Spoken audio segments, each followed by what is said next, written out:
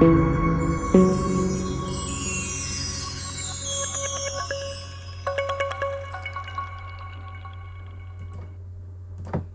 everyone, this is Rajshekhar Bhagwatla from Marvel Chess Academy. Welcome to my series of chess lectures. In this lecture, we are going to learn about opening strategies on how to play against opponent's bishops. There are four important techniques that I recommend to my students.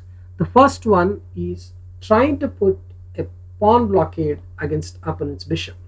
For example, let's say white starts with b3, trying to move his bishop to a1 h8 diagonal. Then black can play something like d6. If bishop b2, pawn e5. A very simple and effective technique wherein you try to build a pawn chain and block the diagonal for the bishop. So this is how you can counter the effect of a bishop. Let me show you another example. Let's say white plays knight f3, black plays g6. Now white can play here d4. If bishop g7, black trying to put the bishop on the a1 h8 diagonal, white can simply play here pawn to c3, trying to build a pawn chain against the bishop on g7. So this is an effective way to negate the effect of the bishop. The other approach is trying to put the bishop on the same diagonal. For example, e4, e6, d4, d5, knight c3, knight f6, bishop g5. White tries to put pressure on the f6 knight and threatening to play a pawn to e4 and trying to win material. So black can try to negate the effect of the bishop by playing bishop on f8 to e7, trying to put the bishop on the same diagonal. This is an effective technique against opponent's bishop. The same can be seen from other openings. For example,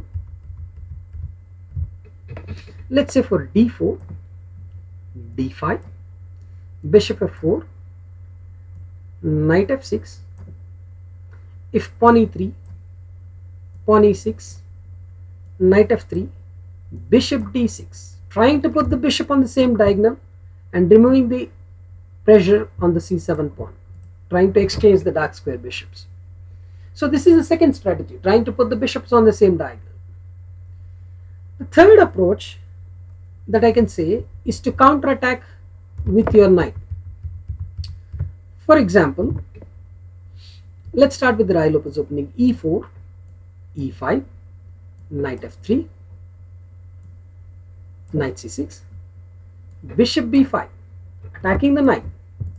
So you can play here knight to d4, attacking or counter-attacking the bishop.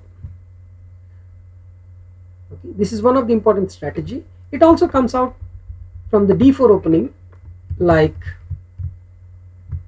d4, if knight f6, bishop g5, knight to e4, counter-attacking the bishop. So this is another idea wherein if the bishop tries to harass the knight can just move around and counter-attack the bishop. This is in the Trumpovsky variation. Similarly, you can see in the Caro-Kann defense, for example, e4, c6, d4, d5, knight c3, pawn takes pawn, knight takes pawn, bishop f5, attacking the knight. The knight can simply move to g3 and counter-attack the bishop, trying to gain the tempo back, something like this.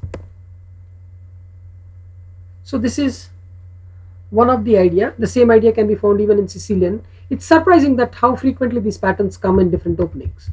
So it's important to know these patterns so that you can follow them in your games without having to memorize a lot of opening theory.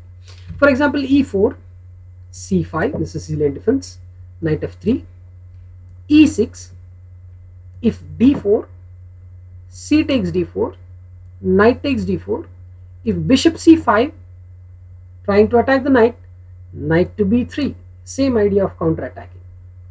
This is the third approach. And the fourth approach is a little longer strategic battle usually. It's called emptying the diagonal. You empty the diagonal of the bishop. For example, let me show you a classical example. For example, e4, c5, knight f3, knight c6, pawn d4, c takes d4, knight takes d4, g6. Here again, black intends to put the dark square bishop on the g7 square, which is the a1 h8 diagonal. So white, instead of trying to put a pawn blockade or putting the bishop on same diagonal, now tries to empty the diagonal, which is a little bit of longer strategy, but yeah, we have this Moroxi bind setup with c4, knight f6, knight c3, d6, bishop e2, bishop g7, or maybe it's also possible to play here knight takes d4 first. Maybe that's a Moroxi bind move order. Queen takes, bishop g7 hitting on the queen on x-ray attack, bishop e3, short castle, queen e2, bishop e3, rook c1, queen a5, pawn b3. As you can see, gradually and slowly white is emptying the diagonal and making that bishop on g7 really ineffective. For example, after b3, if rook f8, pawn f3, a6, and finally knight d5, emptying the diagonal. There is no more target for the bishop on the diagonal. So this is one of the important strategies on how to play against opponent bishop. You can always try to play by putting a pawn blockade. You can put the bishop on the same diagonal. You can try to counterattack the bishop if it attacks your knight. And the fourth option, which I said, is to empty the diagonal which is being attacked by the bishop. Okay, let me show you one last example on how to play against the bishop by emptying the diagonal. Say d4, d5, bishop f4. The bishop tries to be on the h2 b8 diagonal, so black tries to empty the diagonal by playing knight f6. If pawn e3, pawn c5, knight f3, knight c6, and if you see, the diagonal of h2 b8 diagonal is now empty. So thanks for watching my video again. Let's meet in next video. Until then, bye bye and see you.